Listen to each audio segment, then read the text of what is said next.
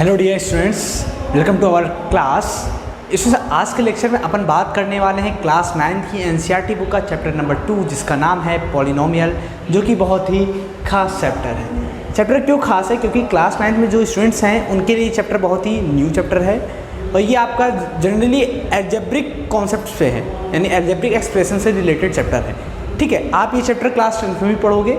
यहाँ पर आपको सिर्फ थोड़ी सी मतलब कि तरीके से आप मान लीजिए यहाँ पे आप जो 9th में चैप्टर पढ़ो पॉलिनोमियल ना, ये एक इंट्रोडक्शन चैप्टर है। यहाँ पे आप बेसिक नॉलेज जानोगे। जब 10th में आप जाओगे तो थोड़ा सा इससे आगे आपको जानने को मिलेगा, और जो 10th में होगा पॉलिनोमियल चैप्टर वो आपका कंप्लीटली होगा। ठीक है, वहीं पे आपकी सारी चीज़ें खत्म हो जाएंगी पॉलिनोमियल से रिलेटेड, बट स्टार्टिंग कहाँ से? 9th से ही है। इसलिए आप लोग इस लेक्चर को बहुत ही ध्यान से देखें। जितनी चीज़ें मैं आपको बताऊं उन सभी चीज़ों को आप ध्यान रखिएगा, क्योंकि इससे आपको 10th में प्रॉब्लम नहीं होगी। आपकी सारी चीज़ें पता होंगी, वहाँ पे आपको सिर्फ कॉन्सेप्ट सीखने होंगे बस, और क्वेश्चन को कैसे सॉल्व करना होगा ये सीखना होगा। तो आज आप ध्यान से सुनिएगा मेरी बातें, जितनी चीज़ें मैं बताऊँगा। देखिए, अपन जब पॉलिनोमियल स्टार्ट करते हैं तो स्टार्ट करने से पहले मैं जो चीज़ आपको बताऊँ ध्यान से सुनिए। आप कौन कौन से टर्म्स आने वाले हैं। पहली चीज़ आपको एक नाम मिलेगा, कोफिशिएंट एक वर्ड मिलेगा। दूसरा मिलेगा कांस्टेंट क्या होता है, वेरिएबल क्या होता है, टर्म्स क्या होते हैं, डिग्री क्या होती है।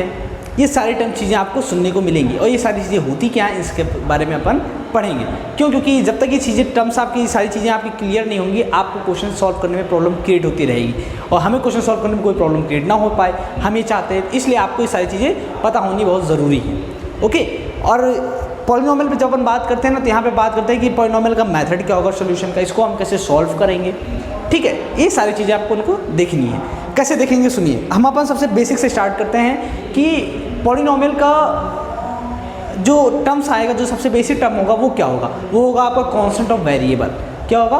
Constant and variable. But constant and variable होता है कि आप बचपन से पढ़ते चले आए हो, बट आप आज के लेक्चर को देखोगे तो आपको क्लियर हो जाएगा सब कुछ कि कांस्टेंट वेरिएबल होता क्या है, इन दोनों में आखिर डिफरेंस क्या है। नॉर्मली से अगर मैं आपसे एक सीधी बात बोलूँ, मैं आपसे अगर एक सीधी सी बात ही बोल दूँ, ये बताइए, आपको बस इतना ध्यान रखना है कांस्टेंट ऑफ वेरिएबल होता क्या है। कांस्टेंट एक ऐसी वैल्यू होती है जिसे हम चेंज नहीं कर सकते हैं, वो एकदम फिक्स्ड होती है, जो है वो वही रहेगी, उसको आप कुछ भी नहीं कर सकते।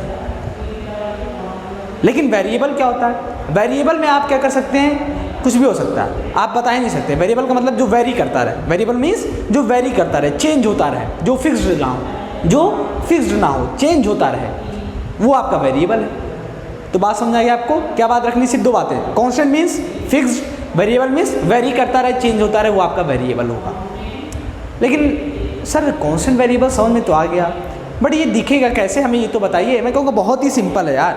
क्या करना है? मैंने कोई कांस्टेंट वैल्यू आपको लिख दी 5, मैंने बोल दिया 5 लिखा हुआ है, तो क्या आप इसको 4 कर दोगे? क्या नहीं कर पाओगे ना। बोलेंगे सर आपने कांस्टेंट 5 लिखा तो 5 ही रहेगा ना, ये तो फिक्स्ड है, ये कैसे 4 हो जाएगा? मैं कहूँ हाँ, यही तो मैं समझाना चाह रहा हूँ आपको। ये 5 लिखा है तो ये 5 ही रहेगा, ये 4 नहीं होगा। इट मीन्स ये फिक्स्ड है, इट मीन्स ये क्या है आपका कांस्टेंट है। इसी तरीके से मैं यहाँ पे x लिख दूँ, y लिख दूँ, z लिख दूँ। ठीक, बाहर से आपने मैंने बोला यहाँ पे x की वैल्यू क्या है? 5 है। कोई दूसरा बंदा आया, वो बोल दिया इसको क्या है? नहीं 3 है। कोई अगला बंदा थर्ड पार्टी आया, उसे बोल दिया 2 है। क्या x की वैल्यू फिक्स्ड है? क्या नहीं फिक्स्ड है ना। कोई भी आकर के इसको बोल के चला जा रहा है, वेरी करता चला जा रहा है, ये चेंज होता चला जा रहा है। इट मीन्स क्या है कि वेरिएबल आपके इस तरीके से दिखेंगे और कांस्टेंट आपके ऐसे दिखेंगे। कांस्टेंट और भी तरीके से दिख सकते हैं, ए बी एंड सी के टर्म भी आपको कांस्टेंट दिख सकते हैं। ठीक है ना। तो जैसे जैसे आप चैप्टर्स पढ़ते जाओगे ना, आपको वैसे से क्लियर होता जाएगा कि वेरिएबल कैसे कैसे दिखेंगे आपको और कांस्टेंट कैसे कैसे दिखेगा।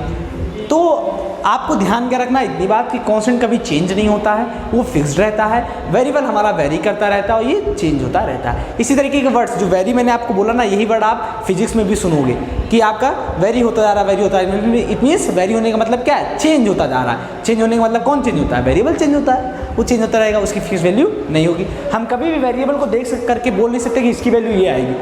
हमें नहीं पता इसकी वैल्यू क्या हो सकती है। हम जब क्वेश्चन को सॉल्व करेंगे तब हमें पता चलेगा इसकी वैल्यू क्या होगी। हम तुरंत नहीं बोल सकते कि x की वैल्यू क्या हो सकती है, नहीं, बिल्कुल नहीं। जब तक हम क्वेश्चन को नहीं सॉल्व करेंगे, कॉन्सेप्ट नहीं देखेंगे आखिर क्वेश्चन में क्या रहा है, इसका सोल्यूशन क्या है, जब तक हम सोल्यूशन नहीं निकालेंगे हम x की वैल्यू बिल्कुल नहीं बता सकते। ठीक है ना, यही काम होता है वेरिएबल का। हम वेरिएबल को डायरेक्टली इसकी वैल्यू नहीं दे सकते। हम जब तक इसको सॉल्व नहीं करेंगे क्वेश्चन को, वहाँ से उसकी वैल्यू नहीं आएगी, तब तक हम नहीं बता पाएंगे इसकी वैल्यू क्या होगी। तो ये आपका कांस्टेंट एंड वेरिएबल, जनरल, एकदम सिंपल, एकदम बेसिक। ठीक है ना, इसी को हम ऐसे सीखते हैं। अब बात होगी कांस्टेंट ऑफ वेरिएबल की। अब आती है डिग्री की। किसकी आती है? डिग्री की। डिग्री इट मीन्स क्या है? आप जब देखते हो कोई एक्सप्रेशन देखते हो, एल्जेब्रिक एक्सप्रेशन आपने पिछले क्लासेस में सीखा भी होगा 8th में, वहाँ पे जो वेरिएबल की पावर होती है ना, वेरिएबल की पावर, उसी को हम लोग डिग्री बोलते हैं। क्या बोलते हैं? वेरिएबल की जो पावर होती है उसी को अपन क्या बोलते हैं? डिग्री बोलते हैं।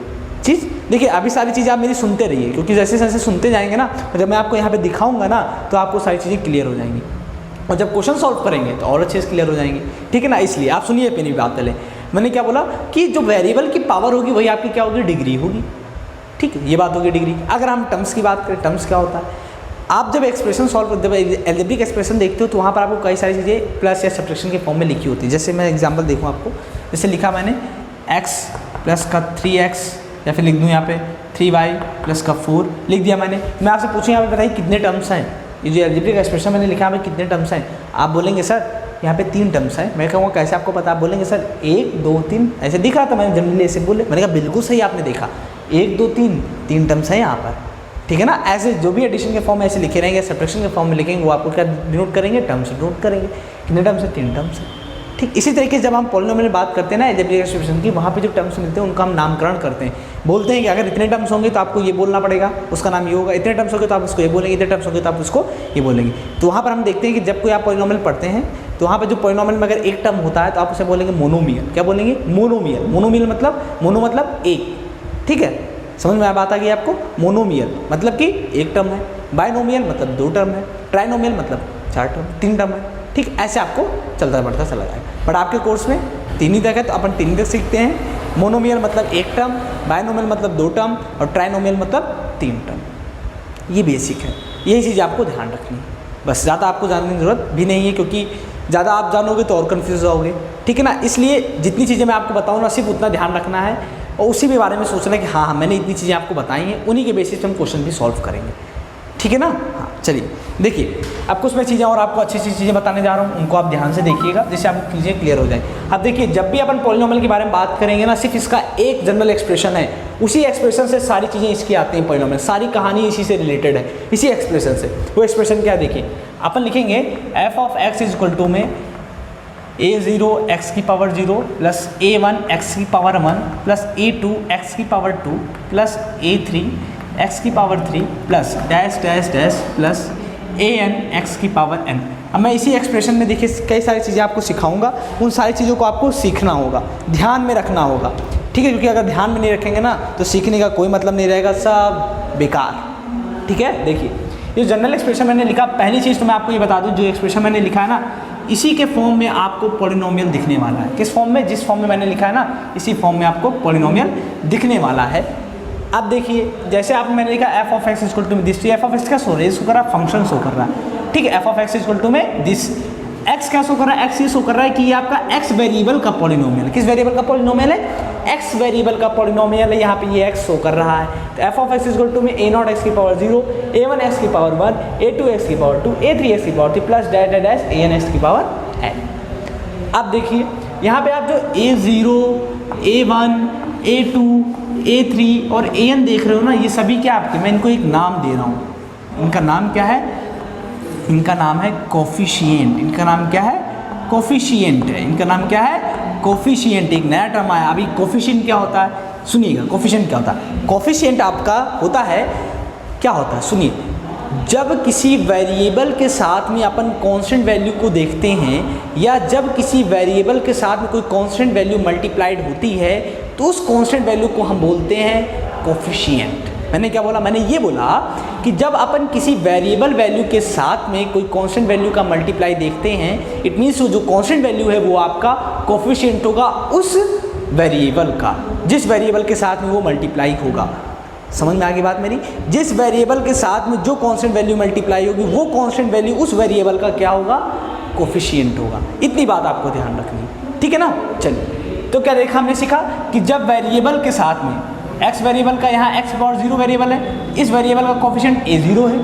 यहाँ पे x की पावर 1 का वेरिएबल a1 है, यहाँ पे x की पावर 2 का वेरिएबल a2 है, यहाँ पे x की पावर 3 का वेरिएबल a3 है, यहाँ पे x की पावर n का वेरिएबल, सॉरी मैं वेरिएबल को तो चलता गया, मैं क्या बोला? x की पावर 2 का कोफिशिएंट a2 है, x की पावर 3 का कोफिशिएंट a3 है, x की पावर 1 का कोफिशिएंट a1 है, x की पावर 0 का कोफिशिएंट a0। इसी तरीके से x की पावर n का कोफिशिएंट an है। तो हम बोलेंगे an क्या है? an किसका कोफिशिएंट है? an x की पावर n का कोफिशिएंट है। क्यों? क्योंकि वहाँ पे x की पावर n का वो मल्टीप्लाई के फॉर्म में कांस्टेंट लिखा हुआ है, इट मींस कांस्टेंट किसका है, वो x की पावर n के साथ लिखा हुआ है, इट मींस a की पावर n किसका कोफिशिएंट हुआ, x की पावर n का। ऐसे अगर मैं पूछूं आपसे a1 किसका कोफिशिएंट है, तो आप बोलेंगे सर x की पावर 1 के साथ में a1 लिखा हुआ है, इसका मतलब ये x की पावर 1 का कोफिशिएंट होगा। अगर मैं आपसे पूछूं a0, तो आप बोलेंगे सर ये x की पावर 0 का कोफिशिएंट, इट मींस ये नहीं, ये x की पावर 0 के साथ में लिखा हुआ है, कांस्टेंट वैल्यू किसके साथ में लिखी हुई है, x की पावर 0 के साथ में, इसका मतलब क्या है, ये x की पावर 0 का कोफिशिएंट है। अब मैं बोलूँगा है तो ये x की पावर 0 का कोफिशिएंट, लेकिन इसका एक नया नाम और होगा, वो क्या होगा, कांस्टेंट। इसका नाम क्या होगा, एक नया नाम कांस्टेंट होगा। क्यों होगा कांस्टेंट, इसका नाम कांस्टेंट इसलिए होगा क्योंकि आप जानते हो कि ये क्या लिखा हुआ है, a0 x की पावर 0, और x की पावर 0 का मतलब क्या होता है, 1। पता है कि नहीं पता है, पता है ना, नहीं पता तो जान जाइए, x की पावर 0 का मतलब 1। इसके साथ में एक बात और जानिए, दुनिया में कोई भी वैल्यू आ जाए, दुनिया में कोई भी जितनी वैल्यू में उन सभी की पावर 0 अगर लेंगे ना तो हमेशा 1 मिलेगा, ठीक है ना। कोई भी इंटीजर वैल्यू ले लीजिए, कोई भी इंटीजर वैल्यू या जितने भी रियल नंबर है, जितने भी रियल नंबर हैं उन सभी की पावर क्या होगी, अगर 0 है, किसी की भी पावर अगर 0 है उसकी वैल्यू 1 होगी। कोई भी वेरिएबल ले लीजिए, उस वेरिएबल की पावर अगर 0 है, इसका मीन्स उसकी वैल्यू 1 होगी, ठीक है ना। तो यहाँ पे x की पावर 0 इट मीन्स इसकी वैल्यू 1, तो यहाँ पे आपको मिला a0। a0 क्या है, कांस्टेंट है, a0 क्या है, कांस्टेंट है, वो फिक्स्ड है, वो चेंज नहीं होगा, इसलिए इसे हम क्या बोलेंगे, कांस्टेंट। तो यहाँ आपको दो बात ध्यान रखनी, क्या कि x की पावर अगर 0 है इट मीन्स ये x की पावर 0 का कोफिशिएंट भी होगा, जो भी कांस्टेंट वैल्यू लिखी होगी x की पावर 0 के मल्टीप्लाई में वो उसका कांस्टेंट भी होगा, सॉरी वो उसका कोफिशिएंट भी होगा, और साथ ही साथ में हमें बोलेंगे a0 क्या है, कांस्टेंट भी है और कोफिशिएंट भी है, किसका, x की पावर 0 का कोफिशिएंट भी है। बट यहाँ पर ऐसा नहीं होगा, यहाँ पे क्या होगा, x की पावर 1 के साथ मल्टीप्लाइड, यानी क्या है, ये x की कोफिशिएंट है, यहाँ पे x की पावर 2 के साथ मल्टीप्लाइड, यानी ये x की पावर 2 का कोफिशिएंट है, ये x की पावर 3 का कोफिशिएंट, ये an जो है ये x की पावर n का कोफिशिएंट है, ठीक। अब क्या बोलेंगे, जो यहाँ पे n आप देख रहे हो ना, ये n बिलोंग्स टू क्या है, होल नंबर है, n बिलोंग्स टू क्या है, होल नंबर है। क्यों होल नंबर है, इसलिए होल नंबर है क्योंकि आपको n की वैल्यू कहाँ से देख रहे हैं, 0 1 2 3 डैश n तक देख रहे हैं, इट मीन्स आपके 0 यहाँ पे n क्या है, होल नंबर से बिलोंग कर रहा है, होल नंबर से बिलोंग कर रहा है। यहाँ पे आप ध्यान रखिएगा, जितने भी होल नंबर होते हैं ना ये सभी आपके क्या होते हैं, इंटीजर होते हैं। क्या होते हैं, इंटीजर, क्योंकि होल नंबर क्या देखते हो आप, यही तो देखते हो ना, 0 1 2 3 4 5 6 डैश, यही तो होल नंबर होते हैं ना आपके, है कि नहीं। अब यहाँ से देखिए, ये जितने भी नंबर आपको मिले ये क्या है, पॉजिटिव इंटीजर है, क्या है, पॉजिटिव इंटीजर है, क्या है, पॉजिटिव इंटीजर है। और 0 आपका सिर्फ इंटीजर है, क्यों, क्योंकि ना तो ये आपका पॉजिटिव इंटीजर होता है ना तो निगेटिव इंटीजर, लेकिन ये इंटीजर होता है। तो 0 आपका इंटीजर है सिर्फ, बाकी के जितने भी टर्म्स है वो पॉजिटिव इंटीजर। तो अपन ये भी बोलेंगे कि होल नंबर भी हो सकता है, साथ ही साथ में 0 प्लस पॉजिटिव इंटीजर भी हो सकता है। इसका मतलब क्या है, ये ध्यान रखिए, आपका n हमेशा ध्यान रखनी है, x n क्या है, डिग्री, यानी x क्या है, सॉरी n क्या है, x की पावर है, n क्या है, x की पावर है। x की पावर मतलब क्या, मैंने बोला कि जब वेरिएबल की जो पावर होती है ना वही आपकी डिग्री होती है। मैंने क्या बोला, मैंने बोला था आपसे, अभी बोला था कि वेरिएबल की जो पावर होती है वही डिग्री होती है, वेरिएबल की जो पावर होती है वही डिग्री होती है। तो x की जो डिग्री होनी चाहिए वो हमेशा होल नंबर होनी चाहिए। क्या होनी चाहिए, होल नंबर होनी चाहिए, या फिर हम ये बोले नॉन निगेटिव इंटीजर होनी चाहिए। क्या होनी चाहिए, नॉन निगेटिव इंटीजर, यानी n belongs to non negative integer होना चाहिए। बात समझ आ गई आपको, क्या होना चाहिए, n आपका नॉन निगेटिव इंटीजर होना चाहिए। देखिए मैं ये सारी चीज़ें आपको क्यों बता रहा हूँ, क्योंकि आपको अगर ये पता होगा ना तो आप पॉलिनोमियल को देख के बता सकते हो कि आपका ये पॉलिनोमियल होगा कि नहीं होगा। क्योंकि कभी कभी क्या होता है, पॉलिनोमियल दे देता है हमें, बोल देता है आप बताओ ये पॉलिनोमियल है कि नहीं, तो आपको यही नहीं पता होगा कि पॉलिनोमियल को कैसे पहचानना है, तो आप क्या बता पाओगे, क्या नहीं बता पाओगे ना। हाँ, इसलिए क्या ध्यान रखना है कि n belongs to non negative integer, यानी n आपका नॉन निगेटिव इंटीजर नहीं होना चाहिए। इसका मतलब क्या है कि वो पॉजिटिव इंटीजर होगा या फिर 0 होगा, और या होल नंबर हो सकता है, इन्हीं में से कुछ हो सकता है। तीसरी चीज़ जो मैं बोल रहा हूँ, n नॉट बिलोंग्स टू क्या होना चाहिए, फ्रैक्शनल। n आपका फ्रैक्शनल नहीं होना चाहिए किसी के भी हालत में। अगर n आपका फ्रैक्शनल हो गया इट मीन्स वो आपका पॉलिनोमियल नहीं होगा। एक ही बात में ध्यान रखनी है आपको, क्या ध्यान रखनी है, n आपका फ्रैक्शनल नहीं होना चाहिए। n क्या है, डिग्री ऑफ वेरिएबल है, यहाँ पर क्या है, वेरिएबल की डिग्री है, वेरिएबल की पावर है, वो आपका कभी भी फ्रैक्शनल नहीं होना चाहिए। अगर फ्रैक्शनल हो गया इट मीन्स वो आपका पॉलिनोमियल नहीं होगा, ठीक है ना। अच्छा, ये बात होगी कोफिशिएंट की। अब एक बात करते हैं वेरिएबल की। यहाँ पर आप वेरिएबल देख रहे हो ना, ये वेरिएबल को जरूरी नहीं कि हमेशा आपको x मिलेगा, ये आपको y भी मिल सकता है, z भी मिल सकता है, t भी हो सकता है, u भी हो सकता है, v भी हो सकता है, ठीक है। किसी तरीके से भी आपको कई तरीके से दिखने वाला है वेरिएबल। ओके, चलिए अब मैंने आपको बोला कि ये चीज़ें होगी आपकी जनरल जो एक्सप्रेशन था इसी के एक्सप्रेशन के बेसिस पे। अब इसी एक्सप्रेशन के बेसिस पे अपन क्या करेंगे, पॉलिनोमियल को कई पार्ट्स में डिवाइड भी कर सकते हैं। वैसे जनरली तो पार्ट्स से कई होते हैं जो, लेकिन अपन जो आज 9th क्लास में जो अपन पढ़ते हैं वो आपका क्या होता है, लीनियर पॉलिनोमियल और कांस्टेंट पॉलिनोमियल और क्वाड्रेटिक पॉलिनोमियल। अपन 3 ही पढ़ेंगे। क्या पढ़ेंगे, कांस्टेंट पॉलिनोमियल, लीनियर पॉलिनोमियल और क्वाड्रेटिक पॉलिनोमियल। बट ये तीनों पॉलिनोमियल होते क्या हैं, किस बेसिस पे इनको हम डिवाइड करते हैं वो अपन देखते हैं पहले। ठीक है, चलिए देख लेते हैं उस चीज़ को भी अपन। देखिए जितनी चीज़ें मैंने आपको बताया ना, ये सारी चीज़ें आपको ध्यान रखनी होंगी, ठीक है ना। ओके, देखिए मैंने बोला पहली चीज़ कि टाइप्स ऑफ पॉलिनोमियल। अगर हम टाइप्स ऑफ पॉलिनोमियल की बात करें, टाइप्स ऑफ पॉलिनोमियल की अपन बात करें, यहाँ से अपन 3 टाइप्स के पढ़ेंगे। होते तो है कई, बट अपन सिर्फ जनरली 3 देखेंगे। पहला कौन सा, कांस्टेंट पॉलिनोमियल,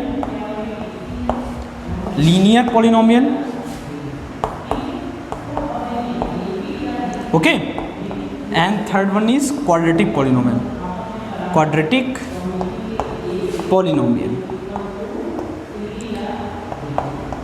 ठीक है। अब सुनिए, देखिए कांस्टेंट पॉलिनोमियल का मतलब आप समझ रहे हैं कुछ, लीनियर पॉलिनोमियल का मतलब कुछ इमेज बन रही दिमाग में आपके कि नहीं, क्वाड्रेटिक पॉलिनोमियल का मतलब भी कुछ बन रहा है, नहीं बन रहा, चलिए अभी बनेगा। देखिए जब अपन कांस्टेंट पॉलिनोमियल की बात करते हैं ना, कांस्टेंट पॉलिनोमियल का मतलब एक ऐसा पॉलिनोमियल जिसमें सिर्फ आपका कांस्टेंट ही हो, नो वेरिएबल, एक भी वेरिएबल टर्म नहीं होना चाहिए आपका, सिर्फ कांस्टेंट टर्म होना चाहिए। कैसे, देखिए अगर ये एक्सप्रेशन है, इस एक्सप्रेशन में मैं बोलूँ कि ये जितनी वैल्यू आप देख रहे हो a1, a2, a3 और an, इन सभी की वैल्यू क्या हो जाए, 0 हो जाए। सभी की वैल्यू क्या हो जाए, 0 हो जाए। अगर इन सबकी वैल्यू 0 हो गई तो आपको कैसा फॉर्म मिलेगा, f of x is equal to मिलेगा a0 x की पावर 0 प्लस 0, यानी आपको पॉलिनोमियल का एक फॉर्म मिला, कौन सा, ये वाला मिला, a0 x की पावर 0। अभी मैंने आपको बताया x की पावर 0 का मतलब होता है 1, इट मीन्स आपको मिला कुछ इस तरीके से। और ये क्या है आपका, ये आपका कांस्टेंट है, इट मीन्स इसी की कौन सी फॉर्म बन गई आपकी, कांस्टेंट पॉलिनोमियल की फॉर्म बन गई। किसकी बन गई, कांस्टेंट पॉलिनोमियल की। इसको अपन ऐसे भी लिख सकते हैं क्या, f of x is equal to क्या लिखा हुआ है यहाँ पर, कांस्टेंट लिखा हुआ है। तो इसको अपन क्या बोल देते हैं, इसको बोलते हैं ये आपका कांस्टेंट पॉलिनोमियल है। क्यों, क्योंकि इसमें एक भी वेरिएबल की टर्म नहीं है, इस वजह से आपका कांस्टेंट पॉलिनोमियल हो गया। अब दूसरी चीज़, जो टाइप्स ऑफ पॉलिनोमियल की जब अपन बात करते हैं तो किसके बेसिस पे अपन टाइप्स ऑफ पॉलिनोमियल की बात करते हैं, x की डिग्री, यानी जो वेरिएबल होता है, वेरिएबल की डिग्री पर अपन बात करते हैं कांस्टेंट पॉलिनोमियल की। ठीक है, यहाँ पर देखिए कांस्टेंट पॉलिनोमियल की जब अपन बात की तो यहाँ पे x की पावर कितनी थी, 0 थी, इट मीन्स इसको हमने क्या बोल दिया, कांस्टेंट पॉलिनोमियल। जब अपन लीनियर पॉलिनोमियल की बात करते हैं तो यहाँ पर x की डिग्री जो होती है वो कितनी हो जाती है, 1। जब x की डिग्री अगर आपको 1 मिलेगी, कितनी, x की डिग्री अगर आपको 1 मिलेगी तो वो आपका लीनियर पॉलिनोमियल हो जाएगा। अगर x की मैक्सिमम डिग्री आपको 2 मिलेगी तो वो आपका क्वाड्रेटिक पॉलिनोमियल हो जाएगा। ध्यान रहे, हम मैक्सिमम डिग्री देखते हैं, क्या देखते हैं, मैक्सिमम डिग्री। जो भी आपको अलजेब्रिक एक्सप्रेशन दिया होगा, उस अलजेब्रिक एक्सप्रेशन में आपको जो भी वेरिएबल होगा उस वेरिएबल की मैक्सिमम डिग्री आपको देखनी होती है। जो मैक्सिमम डिग्री होगा वही डिसाइड करेगा कि आपका कौन सा पॉलिनोमियल होने वाला है। अगर मैक्सिमम डिग्री 1 इट मीन्स आपका लीनियर पॉलिनोमियल, अगर मैक्सिमम डिग्री 2 इट मीन्स आपका क्वाड्रेटिक पॉलिनोमियल, अगर मैक्सिमम डिग्री 0 इट मीन्स वो आपका कांस्टेंट पॉलिनोमियल हो जाएगा। देखिए मैं आपको बहुत सारी चीज़ें लिखवा नहीं रहा हूँ, क्योंकि अगर मैं जितना बोलूँगा, जितना आप सुनोगे, जितना आप ध्यान रखोगे ना, उतना अच्छा रहेगा। लिखने को तो बहुत चीज़ें मिल जाएंगी, आप कहीं से भी लिख लोगे, बुक्स में भी लिखी हुई ये सारी चीज़ें ना, हाँ, बट ध्यान रखना है आपको। मैं जो चीज़ें बोल रहा हूँ उसको आपको ध्यान रखना, मैं एक्सप्लेन करूँगा उसको देखना है। तो कांस्टेंट पॉलिनोमियल का फॉर्म कैसा दिखेगा, जनरल फॉर्म, वो कैसा दिखेगा, आपको दिखेगा p of x is equal to में a। कैसा दिखेगा, p of x is equal to में a मीन्स कांस्टेंट, या फिर ये बोले कि p of x is equal to में कांस्टेंट, क्या दिखेगा, कांस्टेंट। इसके लिए x की डिग्री कितनी होती है, या फिर ये लिख सकते हैं a x की पावर 0। ओके, अच्छा ये बात होगी इसकी। अगर आप अपन बात करें लीनियर पॉलिनोमियल, इसका जो स्टैंडर्ड फॉर्म होगा वो क्या होगा, देखिए जो मैं इसका जनरल फॉर्म लिखवा रहा हूँ आपको ना, वो आपको ध्यान रखना है। क्यों ध्यान रखना है, क्योंकि आपको यही जनरल फॉर्म 10th क्लास में भी पढ़ने को मिलेगा, वहीं पर यही सेम टू सेम आपको वहाँ देखने को मिलेगा। क्यों, क्योंकि जब आप ये चीज़ यहीं पढ़ोगे वही चीज़ वहाँ पढ़ोगे तो आपको लगेगा कि हाँ ये तो पढ़ा था हमने 9th क्लास में, हमें याद आ रहा है, तो आपको कुछ ज़्यादा अच्छे से समझ में आएगा ना। जनरल फॉर्म क्या होती है इसके लिए, लीनियर पॉलिनोमियल के लिए ax प्लस b क्या होती है, p of x equal to में ax प्लस b होता है। क्वाड्रेटिक पॉलिनोमियल की जनरल फॉर्म क्या होती है, वो होता है p of x equal to में ax स्क्वायर प्लस का bx प्लस c। ये इसकी जनरल फॉर्म हो गई। अब देखिए इस जनरल फॉर्म में कुछ चीज़ें मैं आपको बताऊंगा। क्या, जो आप a देख रहे हो ये क्या है, कोफिशिएंट ऑफ x की पावर 0 है। क्या है, कोफिशिएंट ऑफ x की पावर 0, क्या है ये, coefficient of coefficient of x की पावर 0, या फिर अपन इसको और भी बोल सकते हैं, क्या ये कांस्टेंट है, क्या है ये कांस्टेंट है, फिक्स्ड है, ठीक, पहली चीज़ ये ध्यान रखनी है आपको, ठीक है। अब इसमें आते हैं लीनियर पॉलिनोमियल में। देखिए लीनियर पॉलिनोमियल का मतलब ये होता है स्ट्रेट लाइन, एक सीधी रेखा। लीनियर का मतलब एकदम स्ट्रेट लाइन, सीधे चलते जाओ, तो इसके नाम से पता चल रहा है क्या, स्ट्रेट, एकदम स्ट्रेट। तो अब इससे आपको मैं एक बात बताऊंगा, जब आप स्ट्रेट लाइन पढ़ोगे क्लास 10th में ना, तो वहाँ पर आपको जो स्ट्रेट लाइन की इक्वेशन मिलेगी वो सेम ऐसे ही मिलेगी, क्या मिलेगी, P of X equal to में एक्स प्लस बी वाई। फर्क क्या होगा, वहाँ पे पी ऑफ एक्स की जगह क्या मिलेगा आपको, वाई इक्वल टू में ए एक्स प्लस बी, ऐसी कुछ फॉर्म दिखेगी, ठीक है, यही स्ट्रेट लाइन आपका बन जाएगा, ठीक है ना। हाँ, तो जो लीनियर पॉलिनोमियल होता है वो ऐसा आपको दिखेगा, कैसा दिखेगा, ऐसा दिखेगा।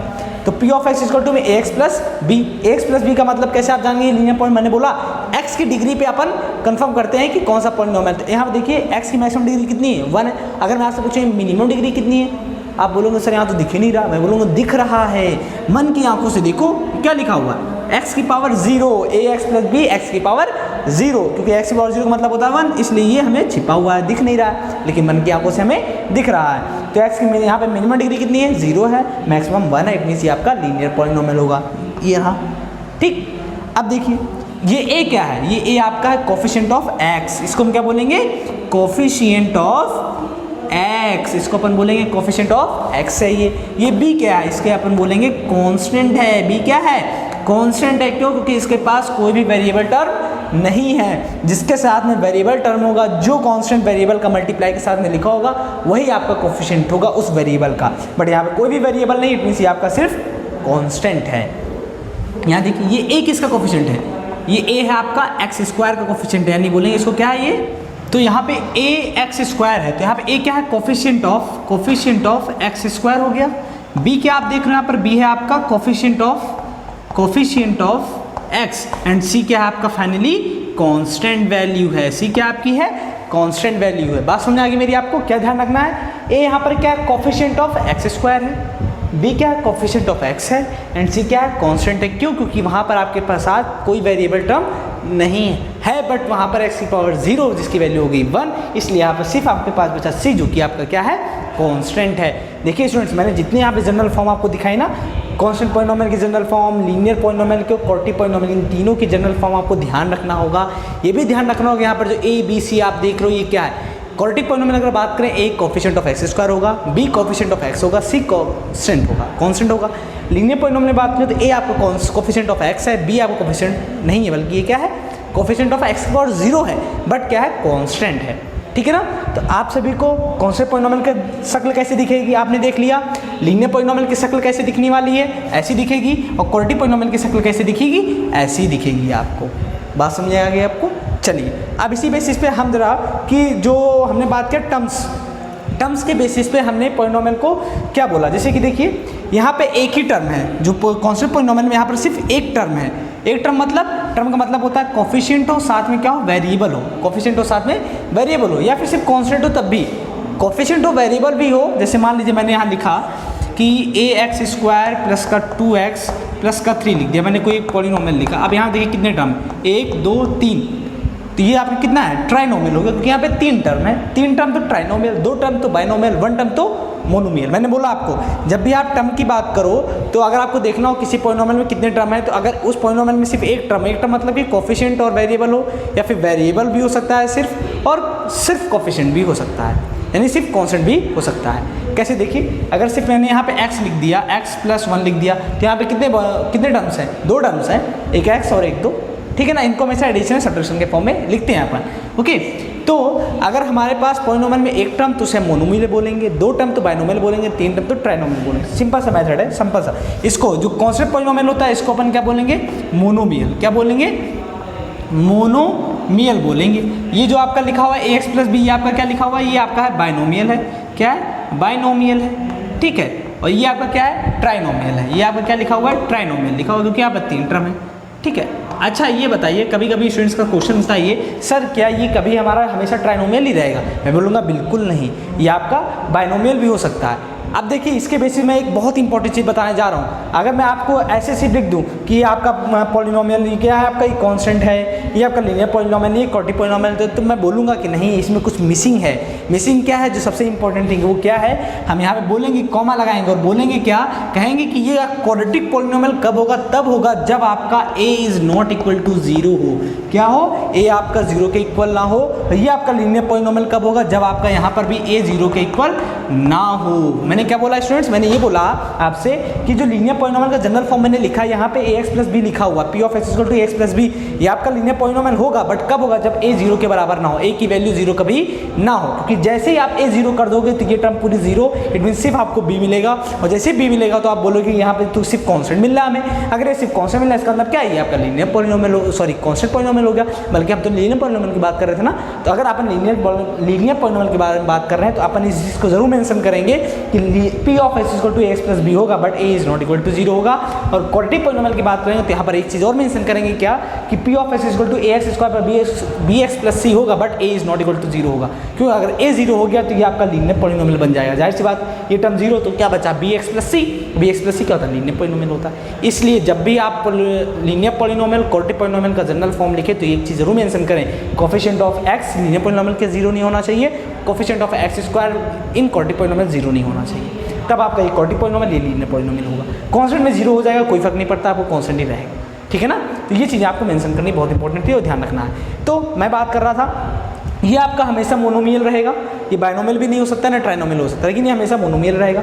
ये आपका बाइनोमियल रहेगा हमेशा, ये क्या रहेगा हमेशा, ये भी आपका हमेशा बाइनोमियल रहेगा। क्यों, क्योंकि जैसे अगर आप ये टर्म हटाओगे, सॉरी ये मोनोमियल भी हो सकता है, ये बाइनोमियल भी हो सकता है, मोनोमियल हो सकता है। क्यों, क्योंकि मैंने क्या कहा कि x की डिग्री पे बेसिस पे आप पॉलिनोमियल के नामकरण करते हैं। अगर x की मैक्सिमम डिग्री 1 है, इट मीन्स आपको क्या होगा, लीनियर पॉलिनोमियल होगा। जैसे अगर मैं आपको दिखाऊँ, आपको मैंने बोला कि अगर आपके पास लिखा हुआ p of x equal to में ax, ये लिखा हुआ, आप बताइए ये पॉलिनोमियल है कि नहीं, या फिर लिखा हुआ 2x लिखा हुआ, मैंने पूछा ये आपका पॉलिनोमियल है कि नहीं, आप बोलेंगे सर पॉलिनोमियल तो है, बट मैं पूछूं कौन सा पॉलिनोमियल है, तो आप बोलेंगे सर ये आपका लीनियर पॉलिनोमियल होगा। मैं पूछूंगा क्यों, क्योंकि आप बोलेंगे सर यहाँ पे x की मैक्सिमम डिग्री 1 है। मैं तो कहूँगा यार लेकिन ये तो ax प्लस b के फॉर्म में नहीं लिखा। आप कहोगे सर मन की आंखों से देखो तो आपको दिखेगा। मैं कहूँगा दिखाओ मन की आंखों से, देखिए कैसे दिखता है, ये ऐसे दिखता है मन की आंखों से। इसका मतलब क्या है, इसका मतलब ये है कि a की वैल्यू 2 है और b की वैल्यू 0 है। जब आप इसको इस लीनियर पॉलिनोमियल को इससे कंपेयर करेंगे तो x का कोफिशिएंट कितना है, a है, यहाँ पर x का कोफिशिएंट कितना है 2, इट मींस a की वैल्यू 2 मिली। यहाँ पर कांस्टेंट वैल्यू कितनी है b, और b के प्लेस पे कितना है 0, तो b की वैल्यू कितनी मिली 0। इसका मतलब क्या कि अगर आपको कभी भी ऐसा लिखा हुआ है, इसका मतलब ये आपका लीनियर पॉलिनोमियल, क्योंकि x की मैक्सिमम डिग्री कितनी यहाँ पर है 1 है। बात समझ में आ गई आपको, यानी कि लीनियर पॉलिनोमियल आपका मोनोमियल भी हो सकता है और बाइनोमियल भी हो सकता है, लेकिन ट्राइनोमियल नहीं हो सकता। बात करें अगर इसकी क्वाड्रेटिक पॉलिनोमियल की, तो ये आपका ट्राइनोमियल भी हो सकता है, मोनोमियल भी हो सकता है और बाइनोमियल भी हो सकता है। कैसे, देखिए तीनों फॉर्म दिखाता हूँ। जैसे अगर मैंने p of x equal to लिख दिया 2x स्क्वायर प्लस का 2 लिख दिया, p of x equal to मैंने लिख दिया आपको 2x स्क्वायर सिर्फ 2x स्क्वायर, फिर लिख दिया मैंने p of x equal to में 2x स्क्वायर प्लस का x। देखिए तीनों ही आपके क्या है क्वाड्रेटिक पॉलिनोमियल। क्यों, क्योंकि तीनों पॉलिनोमियल x की मैक्सिमम डिग्री 2 है, इसलिए आपके तीनों क्वाड्रेटिक पॉलिनोमियल होंगे। ये आपका बाइनोमियल होगा क्योंकि यहाँ पे 2 टर्म है, ये आपका मोनोमियल होगा क्योंकि 1 टर्म है, ये आपका बाइनोमियल होगा क्योंकि 2 टर्म है। और ट्राइनोमियल के लिए +1 कर दीजिए, बस समझ में आ गई बात आपको कि बाइनोमियल कैसे होगा, ट्राइनोमियल कैसे होगा और मोनोमियल कैसे होगा, और आपका पॉलिनोमियल कैसे कैसे दिख सकता है। तो स्टूडेंट्स हम लोगों ने पहली चीज़ कांस्टेंट वैल्यू क्लियर की। कांस्टेंट कौन कौन से होते हैं, एकदम फिक्स वैल्यू जो चेंज ना हो, वेरिएबल जो वेरी करता रहे, चेंज होता रहे, जिसकी वैल्यू फिक्स ना हो। उसके बाद अपन डिग्री पे आते हैं। x की जो वेरिएबल होगा, पॉलिनोमियल में जो वेरिएबल होगा, वेरिएबल की जो पावर होगी वही आपकी क्या होगी, डिग्री। डिग्री क्या होनी चाहिए पॉलिनोमियल में आपकी, क्या होनी चाहिए, नॉन नेगेटिव इंटीजर होनी चाहिए। नॉन नेगेटिव इंटीजर अभी हमने दिखाया था, n belongs to non negative integer, या फिर n belongs to whole number, या n belongs to 0 plus positive integer, ये होना चाहिए। और डिग्री कभी भी आपकी क्या नहीं होनी चाहिए, फ्रैक्शनल नहीं होनी चाहिए, क्योंकि डिग्री फ्रैक्शनल इट मींस वो आपका पॉलिनोमियल नहीं होगा। ये हमने देख लिया। उसके बाद हमने क्या देखा, हमने देखा कि डिग्री के बेसिस से हम कितने पॉलिनोमियल देख सकते हैं, उनको हमने देखा। फिर हमारे पास टर्म्स क्या होते हैं, टर्म्स हमने देखा, ट्राइनोमियल क्या होता है, बाइनोमियल क्या होता है, मोनोमियल क्या होता है। जनरल चीज़ें हम लोग सारी देख ली। और साथ ही साथ में कॉन्स्टेंट पॉलिनोमियल का जनरल फॉर्म, लीनियर पॉलिनोमियल का जनरल फॉर्म और क्वाड्रेटिक पॉलिनोमियल का जनरल फॉर्म बहुत ही इंपॉर्टेंट है। ये तीनों टर्म्स आपके बहुत ही इंपॉर्टेंट है, इनको आप सभी ध्यान रखिएगा कि ये सारी चीज़ें आपको ध्यान रखना बहुत ज़रूरी है, कि आगे आप जो चीज़ें पढ़ोगे वहाँ पर इस चीज़ को लेकर के हम बात करेंगे। ओके, नेक्स्ट इंपॉर्टेंट चीज़ क्या होने वाली है आपकी, वो ये होने वाली है कि आखिर आप कैसे पहचानोगे कौन सा आपका पॉलिनोमियल है, कौन सा आपका पॉलिनोमियल नहीं है। देखिए आपको सिर्फ 3 चीज़ें देखनी है। पहली चीज़ n बिलोंग्स टू इंटीजर होना चाहिए, n belongs to whole number होना चाहिए, n belongs to 0 plus whole number होना चाहिए, सॉरी 0 प्लस इंटीजर होना चाहिए, n belongs to non negative integer होना चाहिए। क्या होना चाहिए? नॉन निगेटिव इंटीजर होना चाहिए। ठीक है, इसमें से अगर कोई चारों चीज़ें सेटिस्फाइंग है ना, इसका मतलब क्या है? क्या n मतलब क्या है? डिग्री ऑफ, क्या बोलेंगे? Degree of variable, degree of variable. n क्या शो कर रहा है? ये तो शो कर रहा है ना, n क्या शो कर रहा है? n ये शो कर रहा है कि degree of variable, degree of variable मतलब वेरिएबल की डिग्री n होनी चाहिए। अगर सॉरी n क्या शो कर रहा है? Variable of degree, degree variable की डिग्री को शो कर रहा है, और डिग्री आपकी क्या होनी चाहिए? इंटीजर होना चाहिए। बट कौन सा इंटीजर? सिर्फ पॉजिटिव इंटीजर होना चाहिए, ध्यान रहे। अच्छा, यहाँ पे ये टर्म हटा देती है, क्यों? क्योंकि यहाँ से दिक्कत हो जाएगी कि हमने यहाँ पहले ही मेंशन कर दिया। n belongs to whole number होना चाहिए 0 से 1 2 3 4 4 इनफाइनाइट तक। n belongs to 0 plus positive integer, mention करिए इसको, पॉजिटिव इंटीजर, क्योंकि इंटीजर मतलब नेगेटिव भी हो सकता है, पॉजिटिव भी हो सकता है, ठीक है ना? Positive integer. n belongs to non negative integer. n not belongs to fractional, n आपका फ्रैक्शनल नहीं होना चाहिए, और जैसे ही फ्रैक्शनल मिले ना तुरंत बोल दीजिए ये आपका पॉलिनोमियल नहीं होगा। इतनी चीज़ें आपको ध्यान रखनी है बस। अब देखिए मैं आपको एग्जांपल कराता हूँ, कुछ क्वेश्चन देता हूँ, आप ध्यान करके बताइए कि कौन पॉलिनोमियल होगा कौन नहीं होगा। जैसे मैंने लिखा पहली चीज़ p of x equal to में 2x स्क्वायर प्लस का 3 रूट x प्लस का 4, पहला पॉलिनोमियल लिखा। दूसरा पॉलिनोमियल लिखा मैंने p of x equal to में 2x प्लस का रूट 3। तीसरा पॉलिनोमियल लिखा मैंने p of x equal to में 2x प्लस का 1 अपॉन में x।